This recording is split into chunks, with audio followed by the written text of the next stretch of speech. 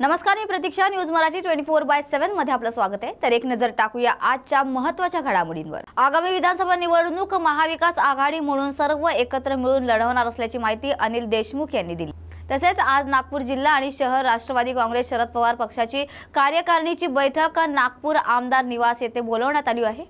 नुकत्याच पार पडलेल्या लोकसभा निवडणुकीत वर्धा येथील जागा आम्ही तुतारी चिन्हावर लढवली होती. त्या ठिकाणी अमर काळे खासदार म्हणून निवडून आले आहेत.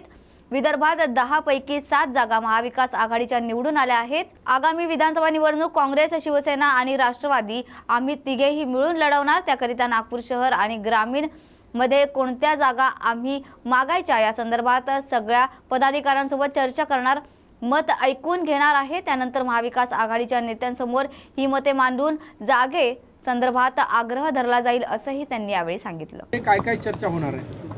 असं आहे की आमची राष्ट्रवादी काँग्रेस पक्षाची नागपूर जिल्ह्याची आणि नागपूर शहराची बैठक या ठिकाणी बोलावण्यात आलेली आहे. आपल्याला माहीत आहे की नुकत्याच लोकसभेच्या निवडणुका झाल्या. त्या लोकसभेच्या निवडणुकीमध्ये विदर्भातनं आम्ही एक जागा, वर्ध्याची जागा राष्ट्रवादी काँग्रेस पक्ष शरद पवार साहेबांच्या पक्षाच्या माध्यमातून तुतारी चिन्हावर लढवली होती आणि त्या ठिकाणी अमर काळे आमचे खासदार त्यांनी त्या निवडून आलेत. आणि महाराष्ट्रामध्ये ज्या पद्धतीनं लोकसभेमध्ये मोठ्या प्रमाणात आमच्या जवळजवळ 31 जागा निवडून आल्यात. विदर्भात 10 पैकी 8 जागा आमच्या महाविकास आघाडीच्या निवडून आल्यात. आता पुढील काळामध्ये विधानसभेची निवडणूक आहे आणि या विधानसभेच्या निवडणुकीमध्ये काँग्रेस पक्ष, राष्ट्रवादी काँग्रेस पक्ष आणि शिवसेना आणि बाकी आमचे जे सर्व मित्रपक्ष आहेत ते सर्व एकत्र मिळून आम्ही विधानसभेची निवडणूक लढवणार आहे. त्याच्यामुळे नागपूर जिल्ह्यामध्ये, नागपूर शहरामध्ये आपण ज्या कोणती जागा मागायला पाहिजे, नागपूर ग्रामीणमध्ये ज्या जागा आहेत त्याच्या व्यतिरिक्त अजून कोणती जागा मागायला पाहिजे, याच्याबद्दल आमचे जे सर्व पदाधिकारी आहेत, सर्व सहकारी आहे, यांच्याबरोबर इथे चर्चा करू, त्यांचं मत ऐकून घेऊ आणि त्या पद्धतीनं जेव्हा महाविकास आघाडीच्या नेते मंडळीची एकत्र बैठक होईल त्या बैठकीमध्ये नागपूर शहरासाठी, नागपूर ग्रामीणसाठी आग्रह त्यांना धरला जाईल आणि त्याची चर्चा करण्याच्या दृष्टीनं आजची ही बैठक बोलावली आहे. मुख्यमंत्री एकनाथ शिंदे यांचे नांदेड विमानतळावर आगमन झाले असून ते हिंगोलीच्या कावड यात्रेसाठी रवाना झाले. तर राज्याचे मुख्यमंत्री एकनाथ शिंदे यांचे सोमवारी दुपारी 4 वाजता नांदेड हिंगोली जिल्ह्याच्या दौऱ्यावर आगमन झाले. श्री गुरु गोविंद सिंगजी विमानतळावर त्यांचे भव्य स्वागत करण्यात आले. यावेळी त्यांनी उपस्थित मान्यवरांशी संवाद साधलाय. पोलिसांची मानवंदना स्वीकारली. त्यानंतर नांदेड येथून मोटारीने अग्रेसेन चौक हिंगोली येथे आयोजित कावड यात्रेस उपस्थित राहण्यासाठी मुख्यमंत्री एकनाथ शिंदे रवाना झाले.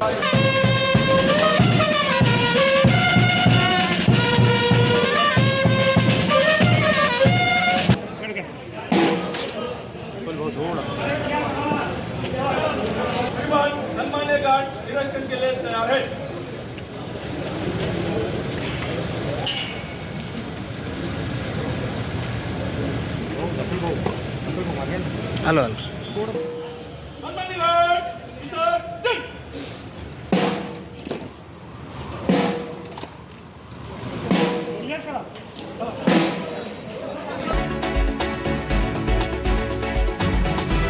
आमदार संतोष बांगर आयोजित कावड यात्रेत हिंगोली जिल्ह्यातून मोठ्या संख्येने नागरिक या कावड यात्रेत सहभागी झाल्याचं पाहायला मिळते. तर सालाबादप्रमाणे 20 वर्ष झाली संतोष बांगर हे कावड यात्रा काढत आहेत. 20 गाड्यांच्या ताफ्याचा कावड यात्रेत समावेश असून मुख्यमंत्री एकनाथ शिंदे यांच्या सभेचं आयोजन देखील करण्यात आलंय.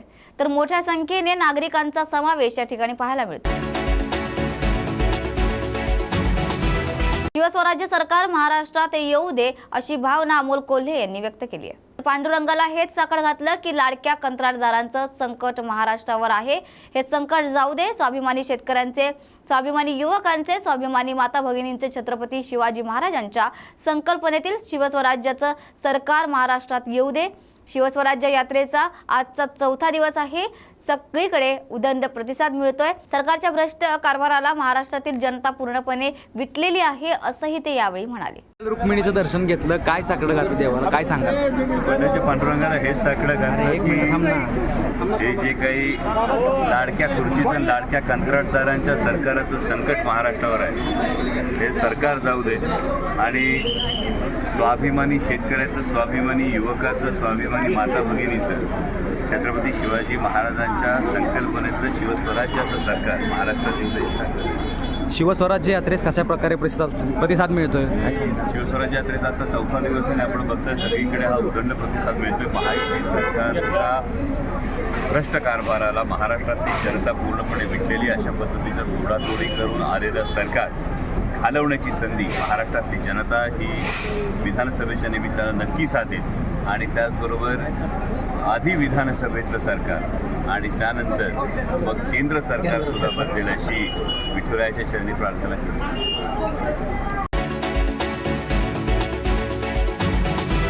कल्याणमध्ये 13 वर्षीय मुलाने गळफास घेऊन आत्महत्या केल्याची धक्कादायक घटना समोर आली आहे। कल्याणमध्ये एका 13 वर्षीय मुलानं राहत्या घरी गळफास घेऊन आत्महत्या केल्याची धक्कादायक घटना रविवारी सायंकाळी 7 वाजेच्या सुमारास घडली आहे। विघ्नेश पात्रा असे या मुलाचे नाव असून विघ्नेश आपले वडील प्रमोद कुमार, आई आणि बहिणीसोबत कल्याण पूर्वेकडील शिवाजीनगर चिकणीपाडा परिसरात राहत होता। कल्याण पूर्व परिसरातील एका नामांकित शाळेत तो इयत्ता 8वीत शिक्षण घेत होता। त्याचे वडील नेहमीप्रमाणे कामावर गेले। त्याची आई आणि बहीण कामानिमित्त घराबाहेर गेल्या होत्या। त्यावेळी त्याने राहत्या घरीच गळफास घेऊन आत्महत्या केली आहे। विघ्नेश जवळ एक सुसाईड नोट सापडली असून त्यामध्ये मला शाळेत प्रेशर होतं आणि त्यात त्याने एका विद्यार्थी आणि शिक्षकेचे नाव देखील नमूद केले आणि त्यासोबत प्राथमिक माहिती देखील दिली जात आहे। कोळशेवाडी पोलिसांनी घटनास्थळी धाव घेत या प्रकरणी गुन्हा नोंद करत पुढील तपास सुरू केला है। हम लोग क्या भाई काम पे संडे को चले गए थे और भाभी और मेरा भतीजा भी स्कूल का मीटिंग बेस्ट में चले गए थे, तो मैं भी मीटिंग के लिए जा रहा तो भाई का फ़ोन आया। भाई काम से आए जो अभी घर पे लड़का लगा दिया था फांसी फ्रिज में कुछ चढ़ के। तो कुछ सुसाइड नोट लिखा? हाँ मिला है और पुलिस के पास है। वो पुलिस सर भी हम लोग को दिखाए नहीं पढ़ने के लिए, जो है उनको मालूम है उसमें क्या लिखा है, वो न्याय मिलना चाहिए। किसी टीचर और बच्चे का नाम? हाँ कुछ टीचर एक टीचर का नाम है और बच्चे लोग बहुत तंग कर रहे थे इसके लिए। काल आमच्याकडे अकस्मात मृत्यूची नोंद आहे त्या अनुषंगाने आणि त्यांच्या आईवडिलांची जाब नोंदवून त्यांच्या तक्रारी जबाबात काय निष्पन्न होतं त्या अनुषंगाने पुढे कारवाई करीत आहोत। त्या 2-4 गोष्टींचा उल्लेख आहे। त्याचे बहीण आहे, तिला चिडू नका, नंतर काही अजून 2-4 गोष्टी ते मला शाळेत प्रेशर होता, एका विद्यार्थ्याचं काही नाव आहे, एका शिक्षिकेचं नाव आहे, त्या अनुषंगाने आम्ही पुढील तपास करीत आहोत। अमरावतीत अंशतः अनुदानित शिक्षकांकडून जिल्हाधिकारी कार्यालयावर आक्रोश मोर्चा काढण्यात आलाय। तर अमरावतीत अनुदानाच्या मागण्यांसाठी शिक्षक रस्त्यावर उतरले असून शिक्षक आक्रमक झालेत। त्यांनी जिल्हाधिकारी कार्यालयावर आक्रोश मोर्चा काढत शिक्षकांनी मुंडन करत सरकारचा निषेध व्यक्त केलाय। अंशतः अनुदानित शिक्षकांना पेन्शन योजना लागू करावी, 100% अनुदानित शिक्षकांप्रमाणे सेवा संरक्षण द्यावे या मागण्यांसाठी सुरुवातीला शिक्षण उपसंचालक कार्यालयापासून मोर्चा काढण्यात आला। यावेळी अमरावती जिल्हाधिकारी कार्यालयाबाहेर शिक्षकांनी मुंडन करून सरकारचा निषेध केला। विभागामधला प्राथमिक, माध्यमिक व उच्च माध्यमिक अंशतः अनुदानित शिक्षकांनी जो हा मोर्चा काढलेला आक्रोश मोर्चा, हे अंशतः अनुदानित शिक्षक म्हणजे जे गेल्या 20 वर्षापासून 20%, 40% व 60% अनुदान घेतात, यांनी आपल्या हक्काच्या टप्पावाढ मागणीसाठी काढलेला आक्रोश मोर्चा आहे। आमची पहिली मागणी आहे 1 जानेवारी 2024 पासून आम्हाला विनाअट टप्पावाढ देण्यात यावी, त्यानंतर त्रुटीपूर्तता केलेल्या शाळा कॉलेजांना समान टप्पा अनुदान देण्यात यावं, त्याबरोबर पुणे स्तरावर अघोषित असलेल्या ज्या शाळा त्यांना अनुदान देण्यात यावं, त्याचबरोबर ज्यांची पटसंख्या कमी आहे अशा शिक्षकांना अटी शिथिल करून अनुदान देण्यात यावं। यासाठी गेल्या 1 महिन्यापासून महाराष्ट्रातल्या प्रत्येक जिल्हाधिकारी कार्यालयावर आम्ही धरणे आंदोलन, थाळीनाथ आंदोलन, आमरण उपोषणे करत आहे। शासनाने 12 जुलै 2024ला माननीय शिक्षण मंत्री महोदयांनी सभागृहामध्ये घोषणा केली की आम्ही यांना जून 2024 तर डिसेंबर 2024 असा 6 महिन्याचा इरियस डिसेंबरच्या अधिवेशनामध्ये यांचा टप्पावाढ करून देऊ. आमची मागणी ही आहे की ही जी काही फक्त घोषणा सभागृहामध्ये केली ही घोषणा न ठरावी, कारण या शासनाने आम्हाला आधी 1160 कोटी रुपये दिले. आता आमचा शासन आदेश काढावा व याच महिन्यामध्ये आम्हाला ऑगस्ट 15 सप्टेंबर असं वेतन वितरणाचा आदेश द्यावा व गेल्या 20 वर्षापासून तोटक्या अंशतः अनुदानित 20%, 40%, 60% वेतनावर काम करणाऱ्या शिक्षकांना न्याय द्यावा, ही आमची तुमच्या माध्यमातून माननीय शासनाला, मुख्यमंत्री महोदयांना, शिक्षण मंत्री महोदयांना विनंती आहे. त्यासाठी आजचा आमचा हा आक्रोश मोर्चा आम्ही काढलेला आहे. शिक्षण क्षेत्रामध्ये हा नॉन ग्रँटचा घोळ अनेक वर्षापासून आहे. सरकार तर येत जात राहते, पण शेवटी शिक्षकांच्या समस्या, शिक्षकाच्या अडचणी आणि हा खूप मोठा जो त्यांनी 15 वर्षाचा संन्यास भोगलेला आहे, यासाठी मी सरकारमध्ये असेल तरीही मला लढावंच लागेल. आणि माझं सरकारला एक विनंती राहील की यांना प्रचलित नियमानुसार अनुदान द्यायला पाहिजे, कारण खूप मोठा संन्यास झाला आहे यांचा.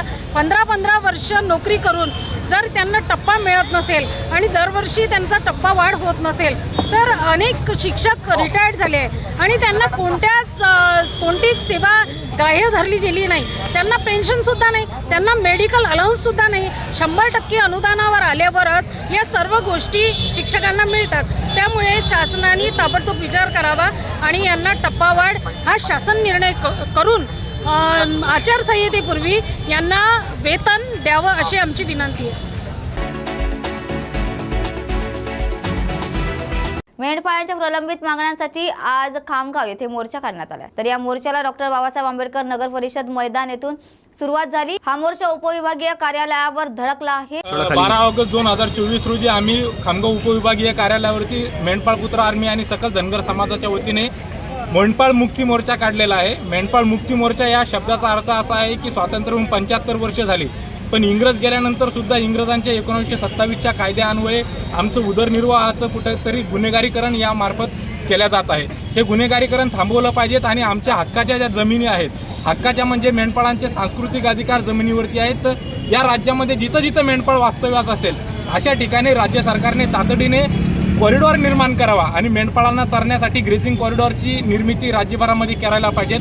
अशा प्रकारची निर्मिती नसून गावागावामध्ये आम्ही बघतोय की वन विभागाच्या वतीने प्लांटेशन केल्या जात आहेत, त्याला नंतर फेन्सिंग केल्या जात आहेत. त्या फेन्सिंगमुळे मेंढपाळांना चरायचे पूर्णच उपलब्ध राहिलेले नाहीत. हे फेन्सिंगसुद्धा थांबवण्यात यावं. प्लांटेशन ज्या ठिकाणी नाही आहे अशा ठिकाणी मेंढपाळांना बसण्यासाठी जी त्यांची पारंपरिक जागा आहे त्या ठिकाणी सुद्धा त्यांना अधिवास मिळण्यासाठी जागा द्यावी.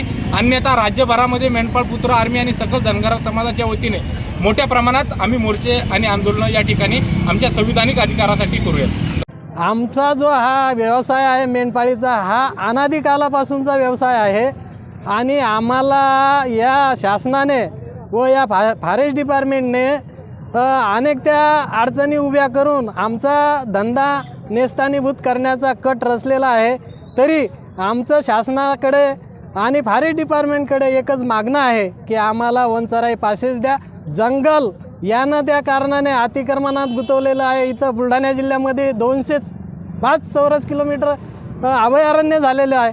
अशा प्रकारे जंगलाची अडचण आलेली आहे. तरी आमचं म्हणणं हे आहे की जेथे जंगल असेल वन विभागाचं तेथेली अधिकृतरित्या पास मिळावी. माझे मेंढपाळ बांधव कुठंही पोट भरतील, कुठंही कुटुंबाचा उदरनिर्वाह करतील, एवढी आमची विनंती आहे. तर या होत्या आजच्या महत्त्वाच्या घडामोडी. अशाच महत्त्वाच्या घडामोडींसाठी पाहत रहा न्यूज मराठी 24/7.